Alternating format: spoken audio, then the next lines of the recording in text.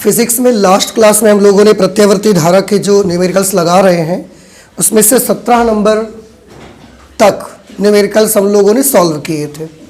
आज 18 और उससे आगे के न्यूमेरिकल्स सॉल्व करने शुरू करेंगे हम लोग, ठीक है ना। तो रूल्स तो सारे याद ही होंगे आपको, क्योंकि 17 न्यूमेरिकल्स इसके पहले लगा चुके हैं।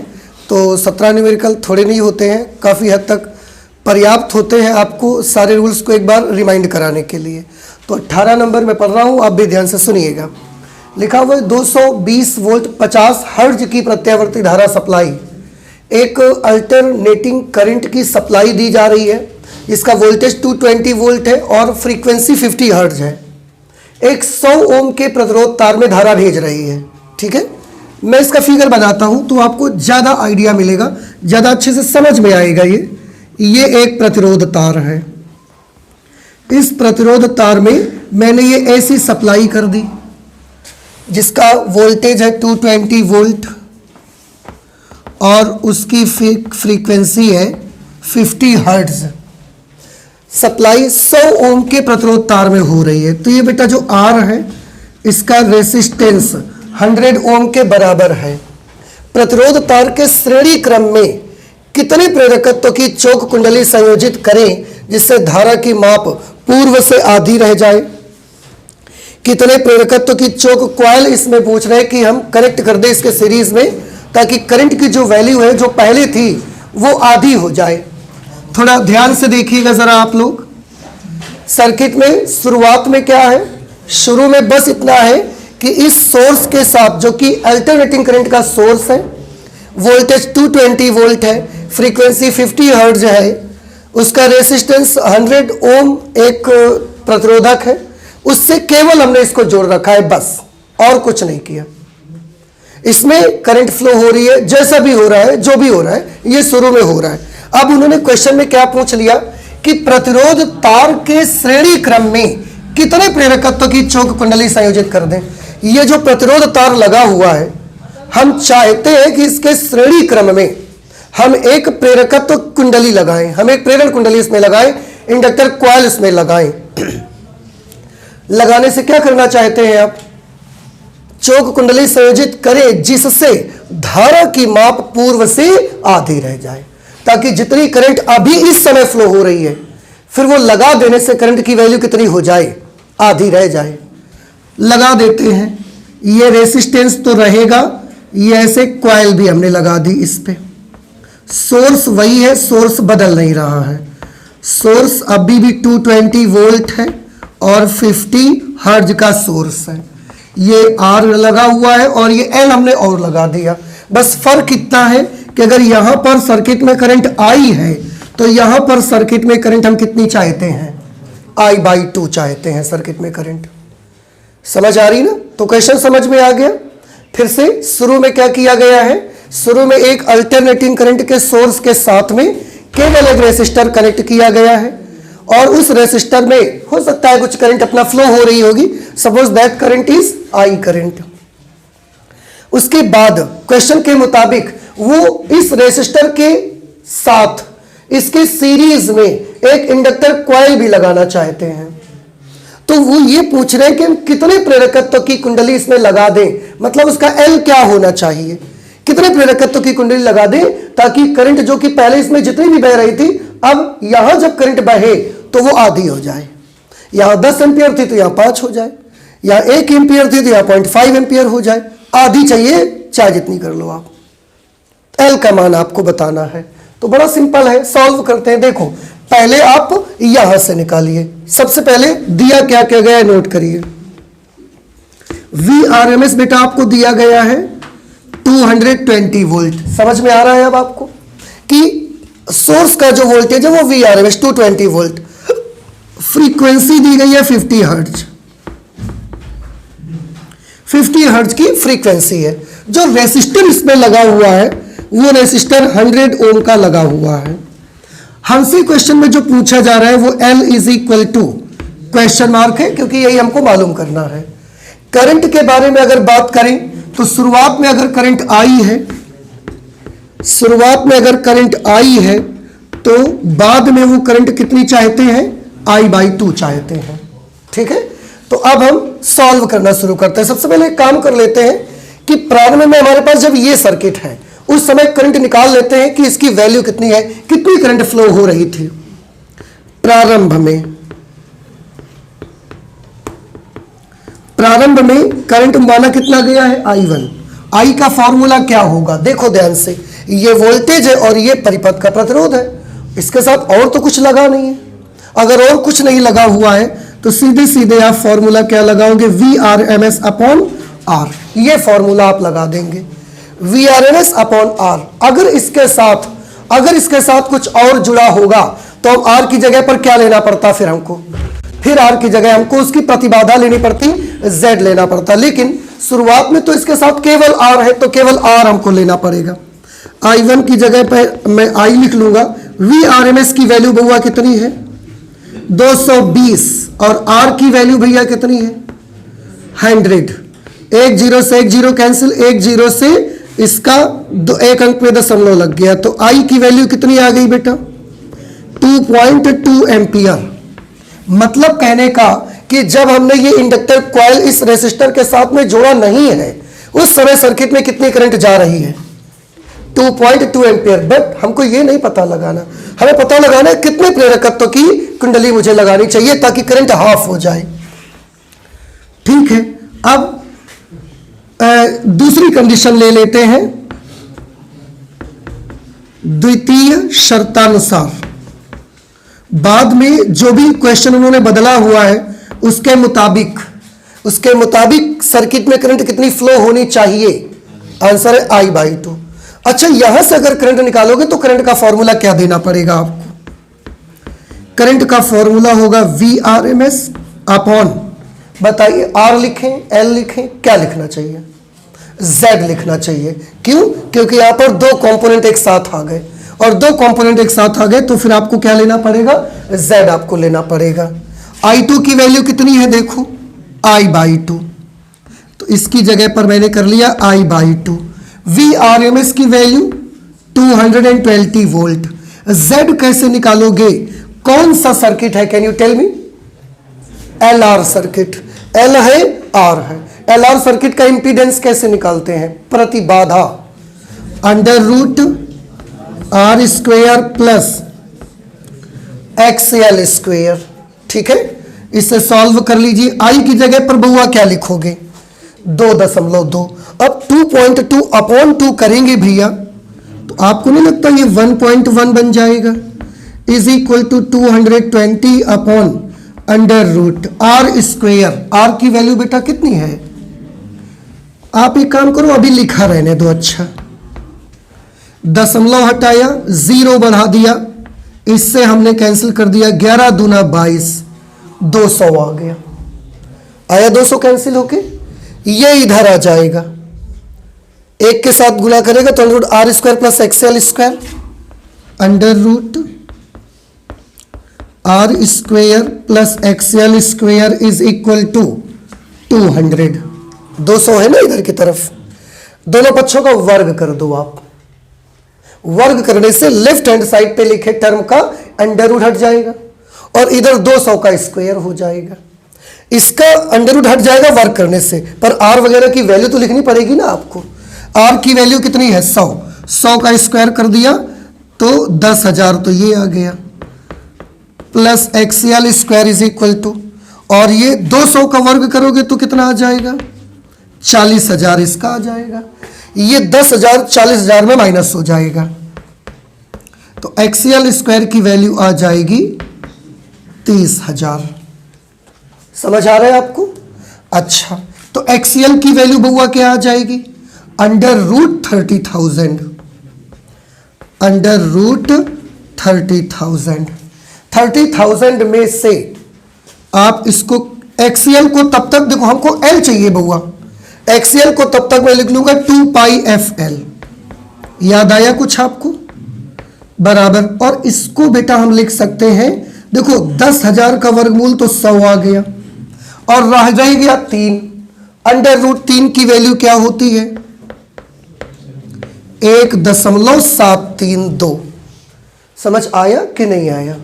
भाई जो इसका 10,000 है उसका तो 100 आ गया वर्गमूल। अब अंदर खाली √3 बचेगा, √3 के 1.732 वो वैल्यू हो गई। ठीक है ना। हमको L चाहिए तो 2πf, इनके सब के मान लिखो। इधर हम सॉल्व करे दे रहे हैं इसको। देखो 2 की जगह पर 2, पाई की जगह 3.14 और f की जगह पर कितना लिखेंगे 50 हर्ट्ज। L हमको निकालना है इज इक्वल टू, इसको बेटा जब सॉल्व करेंगे 2 अंक दशमलव खिसक जाएगा इधर, तो ये बन जाएगा 173.2 गुणा होगा, फिर 2 जीरो की वजह से 2 अंक दशमलव इधर खिसक के आ जाएगा, तो 173.2 बन जाएगा। इधर अगर आप ध्यान से देखिएगा तो ये 50 दूना क्या हो जाएगा 100, ये 100 इसके दोनों अंक के दशमलव ले जाएगा। समझ आ रहा है आपको। अब L निकालना है तो 314 का उधर भाग देना पड़ेगा। L is equal to 173.2 upon 314। ठीक है। अब इससे हमको उसको डिवाइड करना है, तो जब आप इससे इसको डिवाइड करोगे तो इससे पहले आप कैंसिलेशन कर लो। अच्छा 2 से काटोगे, 2 1 कम 2, 2 पंचे 10, 2 सत्ते 14, ये 2 अट्ठे 16, 2 छंग 12, फिर 1 2 छंग 12, 157 का भाग 86.6 में देना है। 157 से डिवाइड करेंगे 86.6। अब ये 157 है और ये केवल 86 है, तो ये पॉइंट तो पहले ही मुझे लगा देना पड़ेगा यहां पर। अब 157 का भाग इसमें दोगे 17 पंचे 85, 5 बार लगभग चले जाना चाहिए। 5 सत्ते 35 कि 5 हाथ से लगे 3, नो आई एम सॉरी, 17 पंचे 85 नहीं, 15 किससे डिवाइड करना है, मैं 17 से भाग दे रहा था, 15 से डिवाइड करना है, तो 15 पंचे 75, 15 6 का 90, 5 बार फिर भी जा रहा है, लेकिन 5 सत्ते 35 हाथ से लगे 3 और 15 पंचे 75 और 3 78, माइनस करिए, 6 में से 5 गया 1, 16 में से 8 गया 8, दशमलव लगा है 1 जीरो और बढ़ा लीजिए, 810 और 785, तो बेटा 5 बार फिर जा सकता है 785। बस यही आंसर आ जाना चाहिए आपका। तो L की वैल्यू आ जाएगी 0.55 हेनरी। ठीक है, ये हमारा जवाब हो जाएगा इस क्वेश्चन नंबर 18 का। आई होप कि आपको समझ में आया होगा। देखो बड़ा कॉम्प्लिकेशंस था इसमें, अगर आप फिगर बना के नहीं समझेंगे ना तो आपको बड़ा प्रॉब्लम हो जाएगा कि शुरुआत में केवल रेसिस्टर लगा हुआ है सर्किट में, बाद में हम रेसिस्टर के साथ में इंडक्टर कॉइल भी लगाना चाहते हैं, तो शुरुआत में जब करंट फाइंड आउट करेंगे तो केवल Vrms/R से निकालेंगे, क्योंकि R के साथ और कुछ है ही नहीं कंपोनेंट, उससे करंट निकल आएगी। दोबारा में Vrms/Z से निकालना पड़ेगा, क्योंकि अब 2 चीजें एक साथ मिलकर काम कर रही हैं, इसलिए Vrms/Z लगाना पड़ेगा। और ये क्योंकि अलाउ सर्किट है तो अलाउ सर्किट का Z कैसे निकालते हैं, R² प्लस XL², उसको फिर आगे तक सॉल्व करके आपको ले जाना पड़ेगा और फाइनली L की वैल्यू 0.55 हेनरी के बराबर आपको मिल जाएगी। ठीक है, आप नोट कर लीजिए। अब क्योंकि इसके लिए जगह नहीं है तो इसको हम बाद में करते हैं, पहले से नोट कर लें आप। ठीक है, नोट करिए जल्दी से। क्वेश्चन नंबर 19 लिखा हुआ है, एक 50 वॉट 100 वोल्ट लैंप को, एक लैंप है हमारे पास, उसका ये स्पेसिफिकेशन दिया गया है। देखो ये किसी सोर्स का स्पेसिफिकेशन नहीं है, मतलब प्रत्यावर्ती धारा स्रोत का नहीं है, डीसी सोर्स का नहीं है, ये एक लैंप है, उस लैंप का स्पेसिफिकेशन है। आपने कभी गौर किया होगा, आप कोई भी बल्ब लाइए, कुछ भी लाइए, अगर आप एलईडी लाते हैं एक 20 वॉट का, तो उसमें भी लिखा होता है 220 वोल्ट और 220 वोल्ट 20 वॉट, ये लिखा रहता है उस पर। तो ये भी देखिए 50 वॉट का और 100 वोल्ट की एक लैंप है आपके पास, ये लैंप का स्पेसिफिकेशन है, मतलब लैंप 50 वॉट का है और 100 वोल्ट से वो चलता है। इस लैंप को हम क्या करना चाहते हैं, 200 वोल्ट और 60 हर्ट्ज के विद्युत मेंस से जोड़ना चाहते हैं। जो विद्युत मेंस होगा वो हमारा उसका स्पेसिफिकेशन सोर्स का दिया जा रहा है, 200 वोल्ट का होगा और 60 हर्ट्ज फ्रीक्वेंसी का होगा। फ्रीक्वेंसी का है, इसका मतलब ये एसी का सोर्स है, क्योंकि फ्रीक्वेंसी एसी सोर्स के पास ही रहती है। डीसी की तो फ्रीक्वेंसी 0 होती है ना, और ये फ्रीक्वेंसी दी गई है, इसका मतलब एसी सोर्स से हमने कनेक्ट किया इसको। मेष से जोड़ना है। लैंप के श्रेणी क्रम में आवश्यक संधारित्र की धारिता ज्ञात करिए। हम लैंप के, अब देखो बात क्या है कि क्यों हम श्रेणी क्रम में संधारित्र लगाना चाहते हैं। बड़ा सिंपल है बउआ। लैंप केवल 100 वोल्ट से चलने वाला था, और आप उसे जहां लगाने जा रहे हो जिस एसी सोर्स से, उसका वोल्टेज 200 वोल्ट का है, तो लैंप तो फूट जाएगा, फ्यूज हो जाएगी वो तो, क्योंकि 100 वोल्ट की लैंप को 200 वोल्ट में आप सोर्स में लगा दोगे तो फ्यूज तो होना ही उसको। सिंपल सी चीज है। हम चाहते हैं कि फ्यूज ना हो, वो जले, उसके लिए हम उसके श्रेणी क्रम में एक कैपेसिटर लगा देना चाहते हैं, जिससे कि वो फिर भी जले, फ्यूज मत हो। तो उन्होंने पूछा लैंप के श्रेणी क्रम में आवश्यक संधारित्र की धारिता ज्ञात करें। तो लैंप के श्रेणी क्रम में हम जो एक कैपेसिटर लगाना चाहते हैं उसकी धारिता कितनी हो, ताकि वो बल्ब फिर भी, वो लैंप फिर भी आसानी से काम करता रहे, जलता रहे, फ्यूज ना हो। ये आपका क्वेश्चन है। क्वेश्चन समझ में आ गया सभी को? ठीक है। सबसे पहले काम कर लेते हैं, लैंप के बारे में देख लीजिए। लैंप की पावर कितनी दी गई है? 50 वॉट पावर का लैंप है, और कितने वोल्ट पर चलता है? 100 वोल्ट पर। तो V is equal to 100 volt. ये लैंप का जो स्पेसिफिकेशन है, इसमें पावर और उसका वोल्टेज दिया है। हम इसकी हेल्प से लैंप के बारे में कुछ जानकारी निकालना चाहते हैं। जानकारी ये लेना चाहते हैं कि वो जो लैंप है उसका प्रतिरोध कितना है, वो जो लैंप है वो कितनी करंट मैक्सिमम ले सकता है। हम ये दो चीजें पहले उससे पता लगाना चाहते हैं। तो लैंप का प्रतिरोध निकाल लें सबसे पहले। लैंप का प्रतिरोध, अभी देखो आगे हम बढ़ ही नहीं रहे, पहले हम लैंप की दो चीजें निकाल लेंगे। लैंप का प्रतिरोध R इज इक्वल टू, आपको बहुआ एक फॉर्मूला याद होगा, R is equal to V square upon P. P बराबर वी स्क्वायर अपॉन R, तो R बराबर वी स्क्वायर अपॉन P। अब R is equal to V square, V कितना है 100, स्क्वायर करेंगे तो 10,000 अपॉन P कितना है 50, 0 से 0 कैंसिल हो गया, 200 ओम। मतलब लैंप जहां भी लगा दिया जाएगा 200 ओम का रेसिस्टेंस ये सर्किट में अप्लाई करना स्टार्ट कर देगा। अब हम ये पता लगाना चाहते हैं कि लैंप मैक्सिमम कितनी करंट ड्रॉ करता है, कितनी करंट लेता है। तो लैंप के द्वारा ली गई धारा, लैंप के द्वारा ली जाने वाली धारा, धारा यानी कि करंट, और करंट का फॉर्मूला क्या होगा?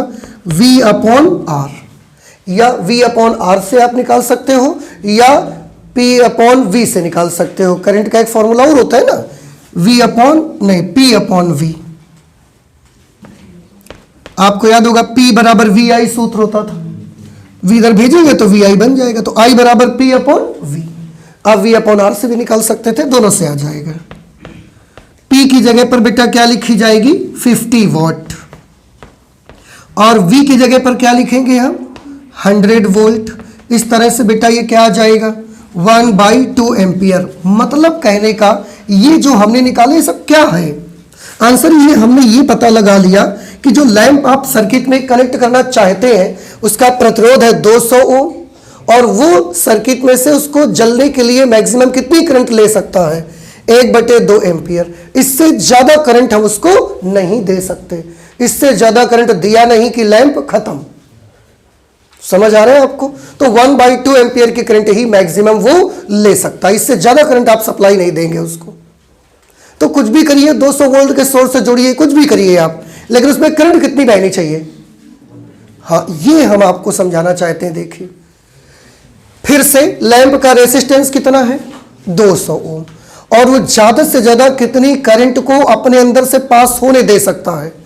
1/2 एम्पियर। अगर 1/2 एम्पियर से ज्यादा करंट आप उसमें से गुजार देंगे तो क्या होगा? लैंप खराब हो जाएगी, फ्यूज हो जाएगी। हाई करंट की वजह से उसका फिलामेंट फ्यूज हो जाएगा, गल जाएगा।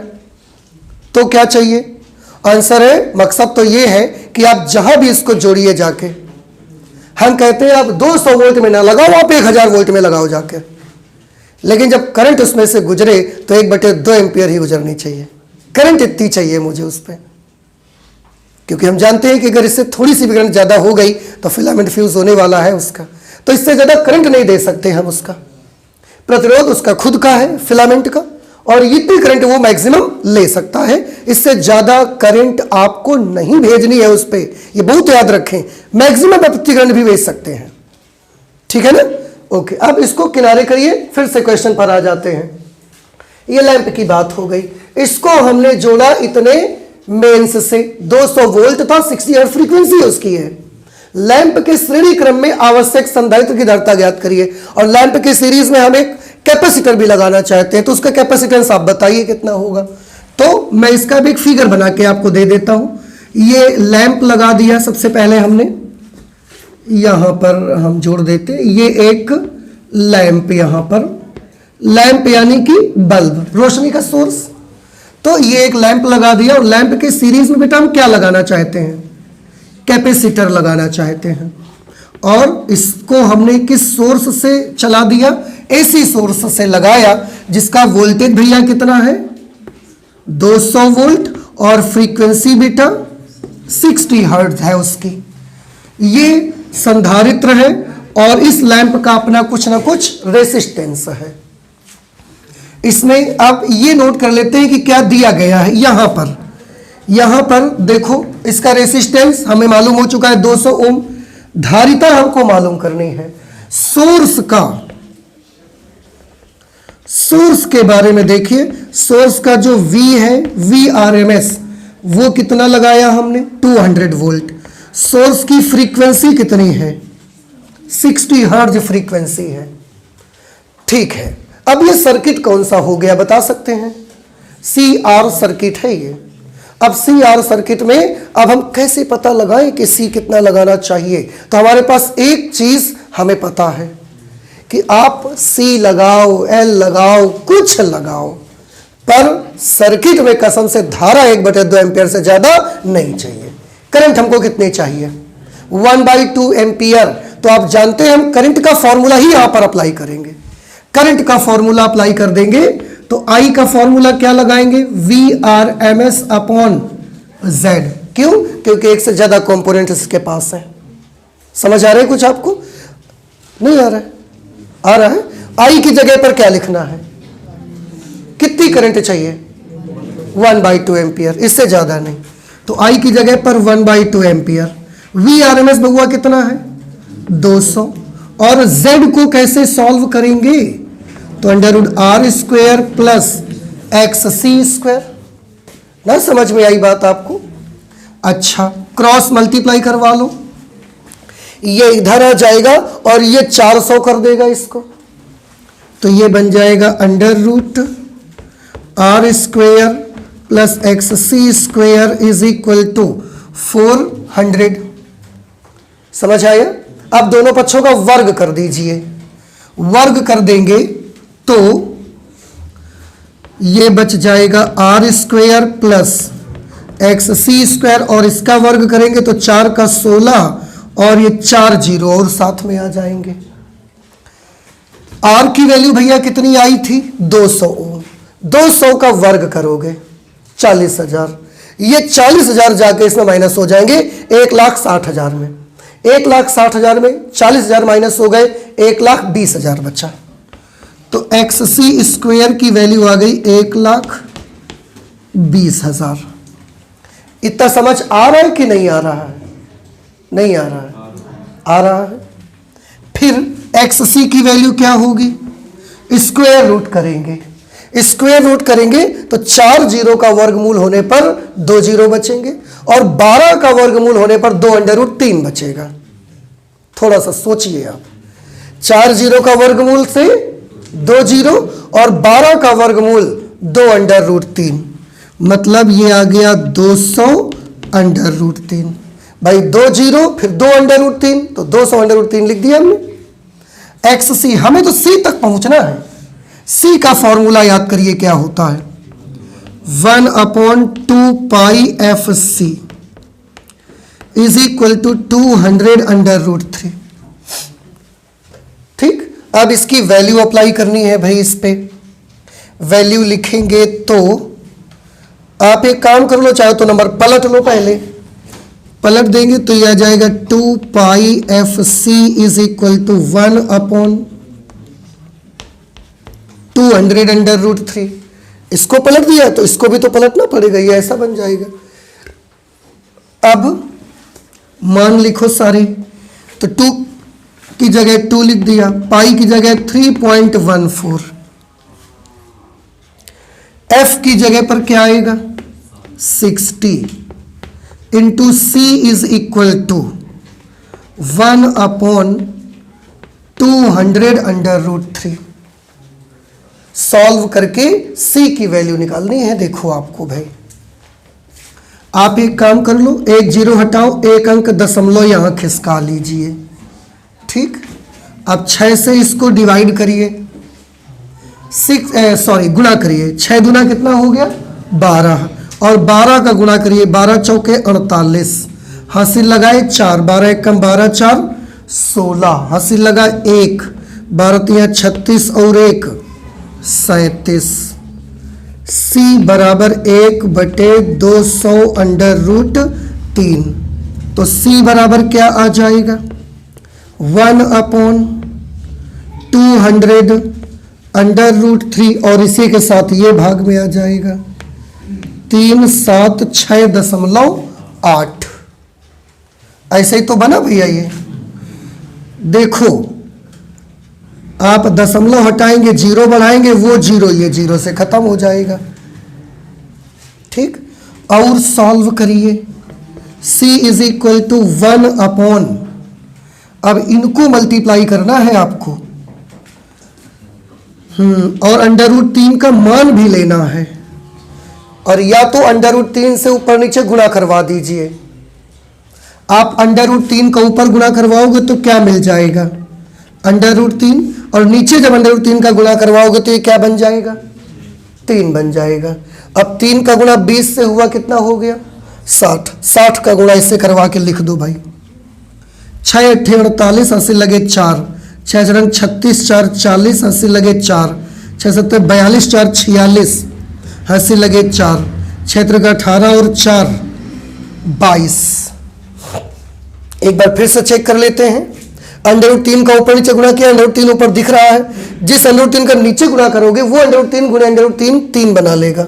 अब 3 दूना चाहे 60 हो गया, 60 का गुणा हम इससे कर दे जा रहे हैं 0, 6 48, 80 4, 6 36 और 4 40, 80 लगे 4, 6 7 42 4 46 4, क्षेत्र का 18 4 22, √3 का मान 1.732। अब इधर लगाना पड़ेगा हमको इसको, √3 की वैल्यू कितनी आएगी यहां कर दें, c इज इक्वल टू √3 की वैल्यू आएगी 1.732 अपॉन 226080 226080।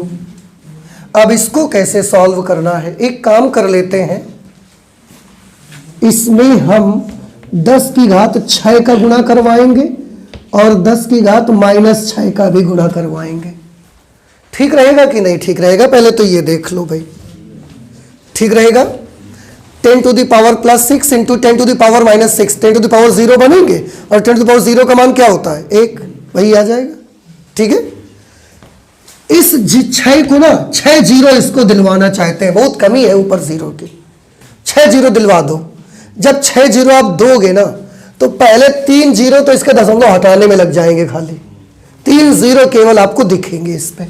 तो आपको यहां से c की वैल्यू क्या दिखेगी 1732, फिर 1230 अपॉन 226080, अब फिर 0 से 1 जीरो काट दो, और c का मात्रा क्या होता है बताइए, फैरड धारिता है ना, इसका तो कर दिया, इसका क्या होगा 10 की घात -6 फैरड ने उसको बना दिया माइक्रोफैरड। देखिए भाई समझ आ रहा है। अगर हम यहां c का मात्रक लिखते तो क्या लिखते हैं हम यहां फैरड, 10 की घात -6 फैरेड ने उसको क्या कर दिया, माइक्रो फैरेड। अब ये 22,608 है और ये है 1,73,200। अब 22,608 का भाग 1,73,200 में दे देना है, जो बन जाएगा वही आपका आंसर आ जाएगा। करके देखा जाए, देख लीजिए, भाग दे देते हैं यहां पर। तो ये है 22,608 और इससे डिवाइड करना है 1,73,200 को। सबसे पहले 22 का भाग देंगे 173 में, 22 सत्ते 154, 22 अट्ठे 168 आएंगे। ठीक है, 8 बार दे के देखिए भाई। पहले 8 अट्ठे 64 की 4 अस्सी लगे 6, पूरा 6 आ जाएगा। 8 छंग 48, हासिल 4 और 8 दूना 16, 4 20, हासिल लगे 2, 8 दूना 16, 2 18, ज़्यादा हो जाएगा। तो फिर 8 बार नहीं 7 बार देना है। अब आपको 7 टाइम्स देंगे। 7 अट्ठे 56, 7 छंग 42, हासिल लगे 4, 7 दूना 14, 4 18, हासिल लगा 1, 7 दूना 14, 1 15, 10 में से 6 गए 4, 9 में से 5 गए 4, 10 में से 6 गए 4, 9 में से 5 गए 4, यहां पर कितने बचे 1, 11 में से 2 गया 9, यहां 2 बचे, तो 12 में से 8 गया 4, यहां 6 बचा, 6 में से 5 गया 1, 14,944 और ये 22,608। उतारने के लिए नंबर हमारे पास है नहीं, तो हम दशमलव लगाएंगे, 0 बढ़ा लेंगे। अब फिर से भाग देंगे। 22 सत्ते 154 होते हैं, तो ज़्यादा हो जाएगा, 6 बार जा सकता है। 6 अट्ठे 48, 6 रंग 36, अस्सी लगे 3 और 22 6 के 132 और 3 135। 10 में से 8 गया 2, 13 में से 4 गए 9, 13 में से 6 गए 7, 8 में से 5 गया 3 और 4 में से 3 गया 1। दशमलव लगा है, आप फिर एक 0 बढ़ा सकते हो। 22 छक्का 132, लगभग 6 बार अभी और जा सकता है। तो ये करीब 7.66 माइक्रोफैरड के बराबर आंसर आ जाएगा। सही है आपका जवाब।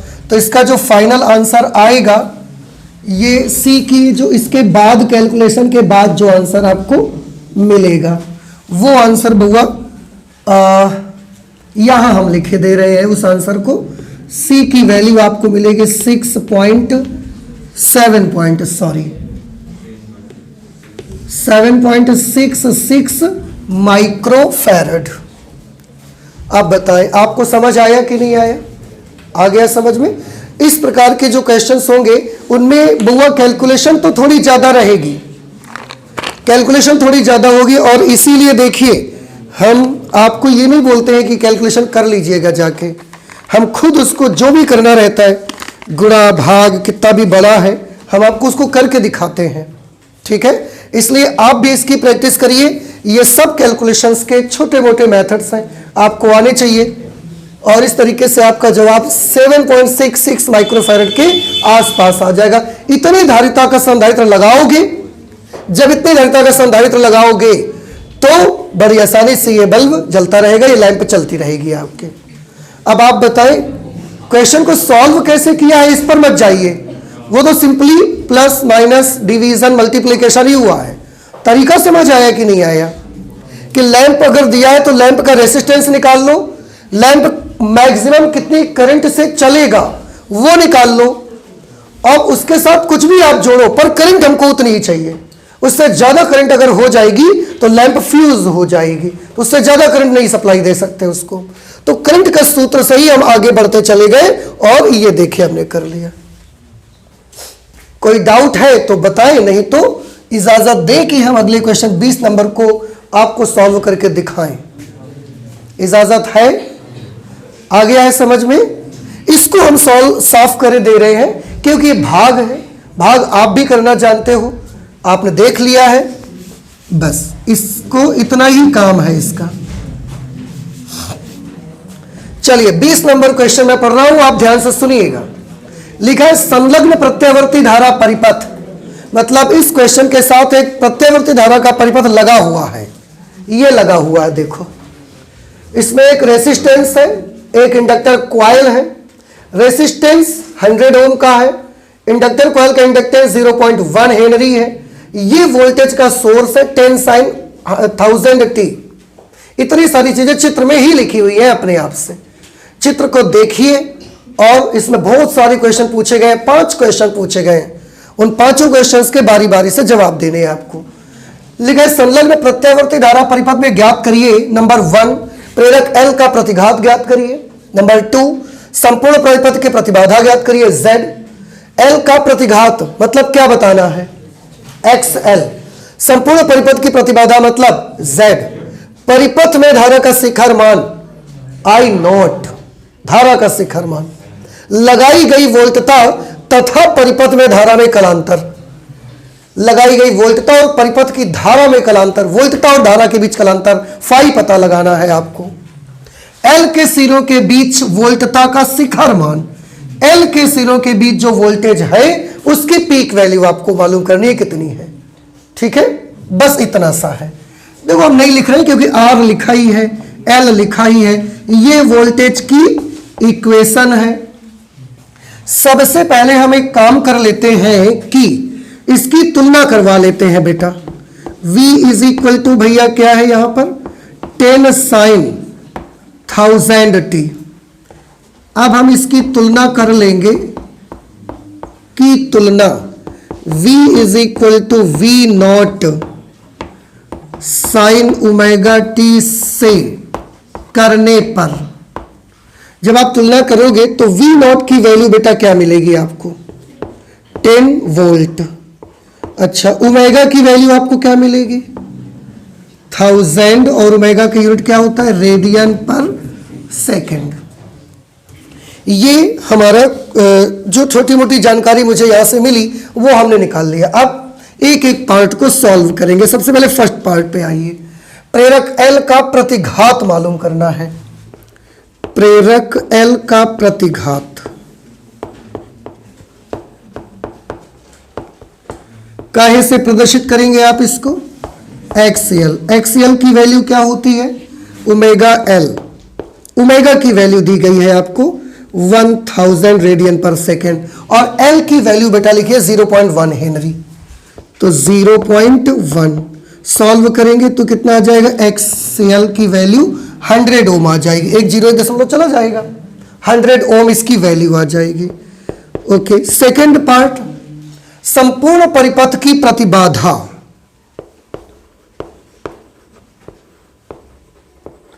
परिपथ की प्रतिबाधा, प्रतिबाधा को किससे प्रदर्शित करते हैं Z से। Z का क्या फॉर्मूला होगा बताइएगा। कौन सा सर्किट है ये LR सर्किट है। Very good. और LR सर्किट की प्रतिबाधा का सूत्र क्या होगा √R square plus XL square. R square, R कितनी है वैल्यू 100, ये आ जाएगा 100 स्क्वायर प्लस XL की वैल्यू कितनी है 100, फिर से 100 स्क्वायर। इस तरह से Z is equal to 2 into 100 square. देखो 100 स्क्वायर प्लस 100 स्क्वायर बराबर 2 गुणे 100 स्क्वायर। नहीं समझ में आया? अरे दो, एक पेन प्लस एक पेन बराबर 2 पेन, वही तो हो गया। अब 100 का स्क्वायर से तो 100 बाहर आ जाएगा, 2 अंदर बचा रहेगा। तो Z की वैल्यू कितनी आ गई बेटा 100 √2 ओम। तो परिपथ के जो संपूर्ण परिपथ की प्रतिबाधा है वो 100 √2 के बराबर आ जाएगी, इतने ओम आएगी। थर्ड पॉइंट देखिए क्या लिखा हुआ है। थर्ड पॉइंट है परिपथ में धारा का शिखर मान। परिपथ में धारा का शिखर मान। परिपथ में धारा का शिखर मान क्या सिंबल होता है इसके लिए I0। इसका बनाएंगे V0 अपॉन Z। अगर हमें IRMS निकालना होता IRMS तो हम VRMS अपॉन Z लिखते, पर हमें I0 चाहिए इसलिए V0 अपॉन Z लिखेंगे। समझ आ रहा है आपको। अच्छा, I naught is equal to V naught की वैल्यू बउआ क्या है 10 वोल्ट अपॉन जेड की वैल्यू भैया 100 अंडर रूट 2 100 अंडर रूट 2। ठीक है, एक जीरो से इसका एक जीरो कैंसिल हो गया, धारा का शिखर मान निकल करके आ गया 1 अपॉन 10 अंडर रूट 2। इतने एम्पियर धारा का शिखर मान हो गया।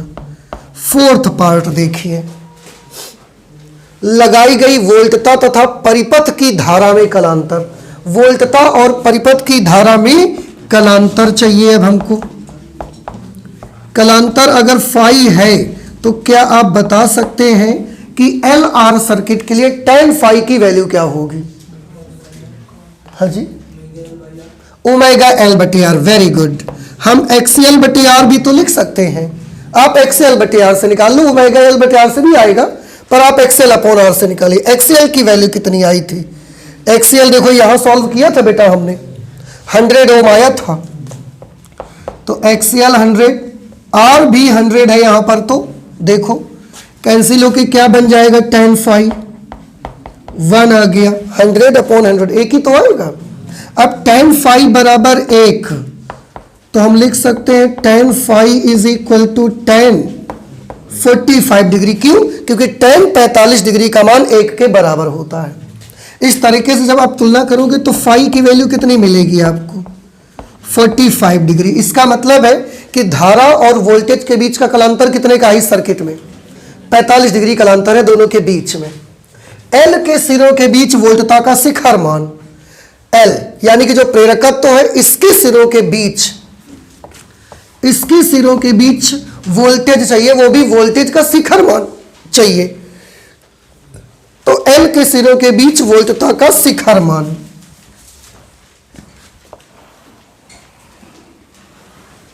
यहां पर कर देते हैं, यहां लिखेंगे एल के सिरों के बीच वोल्टेज का शिखर मान। शिखर मान एल के सिरों के बीच के वोल्टेज को क्या लिखते हैं? VL। तो VL का फॉर्मूला क्या होता है? IXL। अब क्योंकि हमको शिखर मान चाहिए इसलिए I में क्या यूज करना है? I not. नहीं समझ में आ रहा है आपको? भाई आप V का सूत्र क्या लगाते हैं? VL का। IXL लगाते हो कि नहीं लगाते हो? अब वोल्टेज का कौन सा मान चाहिए? शिखर मान या RMS मान? शिखर मान। इसलिए I की जगह पर क्या लेना है आपको? I नॉट लेना है। I not into XL। तो VL I नॉट की जगह धारा का शिखर मान कितना आया था? 1 upon 10 under root 2, 1 upon 10 under root 2। और XL की जगह पर बउआ क्या आया था? 100 ओम XL की वैल्यू आई थी। इसके जीरो से इसका एक ये जीरो कैंसिल हो गया। ठीक है, ये बचा 10 बटी under root 2, 10 upon under root 2 है, 10 upon under root 2। VL is equal to 10 upon under root 2। हम अंडर रूट 2 से ऊपर नीचे गुणा करवाए दे रहे हैं। अगर आप अंडर रूट 2 से ऊपर नीचे गुणा करवा दोगे तो क्या मिलेगा? अब आपको अंडर रूट 2 से अंडर रूट 2 का मल्टीप्लाई होगा तो क्या बन जाएगा? 2। फिर 2 से 10 को कैंसिल कर देंगे, 5 अंडर रूट 2 आ जाएगी VL की वैल्यू। यहां हम लिखे दे रहे हैं VL का मान आ जाएगा 5 अंडर रूट 2 वोल्ट। ये है इस प्रेरण कुंडली के सिरों के बीच वोल्टेज का शिखर मान। ठीक है, अगर आप इसमें अंडर रूट 2 का मान लिख देते हैं 1.414, तो वो लगभग 7 वोल्ट के आसपास आपको आ जाएगा आंसर इसका। ठीक है ना? तो इस तरीके से हमने कौन सा क्वेश्चन कर लिया? क्वेश्चन नंबर 20 कर लिया। ठीक है, इसके बाद इसको नोट कर लीजिए, एक और लगाते हैं क्वेश्चन तब तक। क्वेश्चन नंबर 21 लिखा हुआ है, प्रत्यावर्ती परिपथ में 2 माइक्रोफैरड धारिता का संधारित्र 220 वोल्ट तथा 50 हर्ट्ज के प्रत्यावर्ती विभव स्रोत से जुड़ा हुआ है। परिपथ में प्रतिघात पता लगाना है आपको। धारा का मान चाहिए, वोल्टेज और धारा के बीच कलांतर ज्ञात करना है। ये पूरा क्वेश्चन पढ़ के एक बात तो क्लियर है कि सर्किट में प्रत्यावर्ती धारा का जो परिपथ है इसमें केवल और केवल सर्किट में संधारित्र लगा है, बस ना आर है उसके साथ में और ना ही तो उसके साथ में एल है। तो ये एक ऐसा प्रत्यावर्ती धारा परिपथ है जिसमें शुद्ध धारिता लगी हुई है। शुद्ध धारिता ये इस तरह से, और ये अल्टरनेटिंग करंट का सोर्स आ गया, इसकी धारिता अपना होगी सी। ये जो सोर्स है इसका वोल्टेज है 220 वोल्ट और इसकी फ्रीक्वेंसी है 50 हर्ट्ज। ठीक है, सबसे पहले नोट करते हैं कि क्या क्या हमको गिवन है इस क्वेश्चन में। 2 माइक्रोफेरेड धारिता का संधारित्र C is equal to 2 microfarad. Microfarad को फेरेड में बदल लीजिए, 10 टू द पावर -6 से मल्टीप्लाई करेंगे। 220 वोल्ट, तो जो VRMS है उसकी वैल्यू है 220 वोल्ट। 50 हर्ट्ज फ्रीक्वेंसी है, F is equal to 50 hertz. परिपथ में प्रतिघात, चलो अब ये मुझे बताओ, परिपथ में प्रतिघात, परिपथ में केवल संधारित्र लगा हुआ है, तो परिपथ में प्रतिघात यानी कि कौन से प्रतिघात की बात कर रहे हैं हम? प्रेरकीय प्रतिघात की धारितीय प्रतिघात? धारितीय प्रतिघात। और उसको प्रदर्शित किससे किया जाता है? XC। ये हमको मालूम करना है बेटा। धारा का मान भी पूछा जा रहा है कि परिपथ में धारा का मान क्या होगा, कितनी करंट सर्किट में फ्लो हो रही होगी।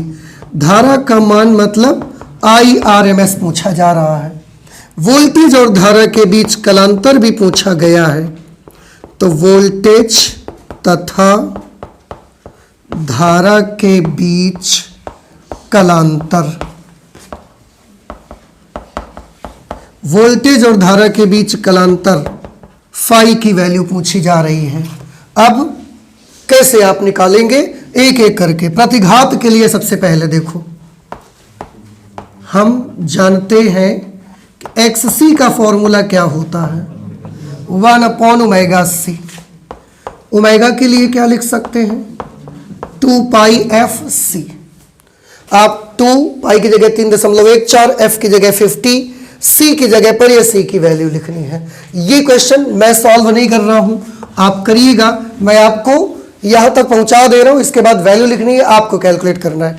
एक आध क्वेश्चन आप भी करते जाया करिए। इसका आंसर आएगा 1592.3 ओम। 1592.3 ओम, ये इसका आंसर आएगा। अब ये बताओ, छोड़ दिया जाए, कर लेंगे आप या नहीं? हम कर ही दें, फिर कर लेंगे, कोशिश करिएगा। नहीं आए तो मुझे बताइएगा। परिपथ में धारा पूछी जा रही है। अब करंट के लिए IRMS के लिए बताइए, सूत्र क्या लगाइएगा? बताओ।